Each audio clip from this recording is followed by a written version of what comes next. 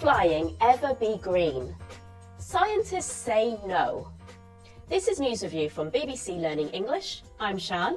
And I'm Phil.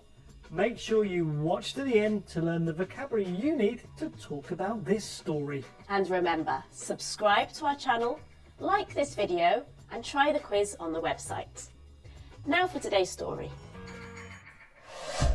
Environmentally friendly flying is not likely to happen soon. That's according to scientists from the Royal Society. The UK government's target is completely sustainable flying by 2050. But researchers found that more than half of all British farmland would be needed to grow the plants to make the biofuel. You've been looking at the headlines. What's the vocabulary?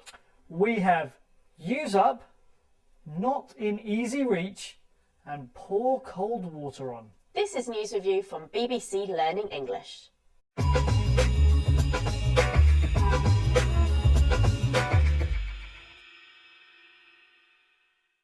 Let's have a look now at our first headline. Okay, this is from The Times. Jet fuel crops would use up most British farmland. So crops, that's plants, that are used to make jet fuel would use up farmland. So we're looking here at use up. Now, I know the verb use, but what's the meaning here?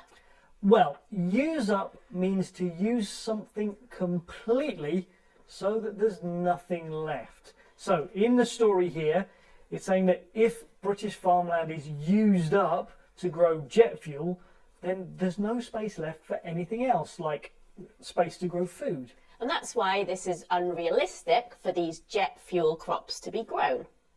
Okay, so use up together is a phrasal verb, right?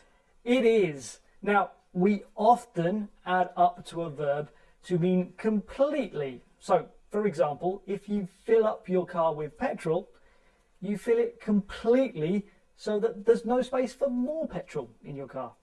And if you say to your children, eat up or drink up, you want them to finish all their food or drink. Let's look at that again.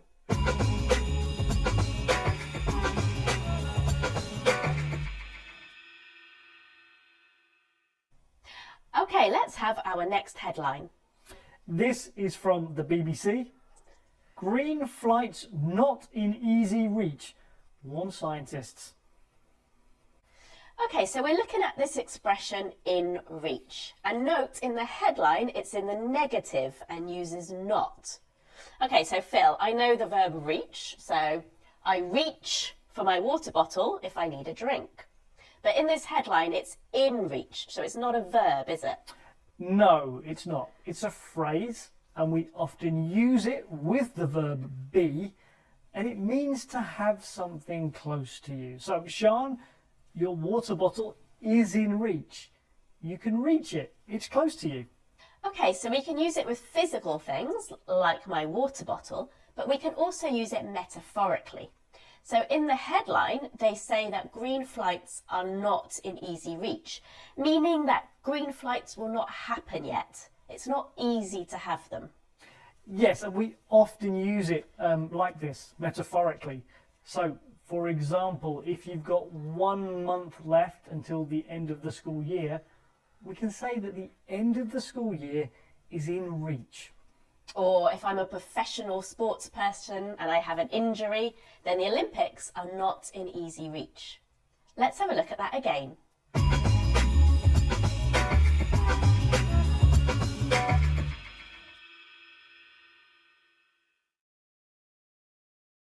Okay, next headline please, Phil. This one is from The Guardian. Scientists pour cold water on UK aviation's net zero ambitions. Okay, so here we're talking about net zero, which means limiting harmful gases. And the expression we're looking at is pour cold water on. So, Phil, if I pour cold water on you, how do you feel? I don't think I'd like it, but this is an idiom and it's metaphorical. You can pour cold water on a plan or an idea. And if you do that, it means that you're very negative about it. In fact, so negative that other people might lose their enthusiasm for the plan or the idea. Okay, so scientists criticised this plan to fly more sustainably. But can we use this expression in everyday English? Definitely. So, Sean, think about if your kids are arranging or planning a really big house party. I think you might pour cold water on that idea. Definitely. And if you're thinking about cheating and in an exam and your friends think it's a bad idea, then they will pour cold water on it and you'll lose enthusiasm for this idea. Let's look at that again.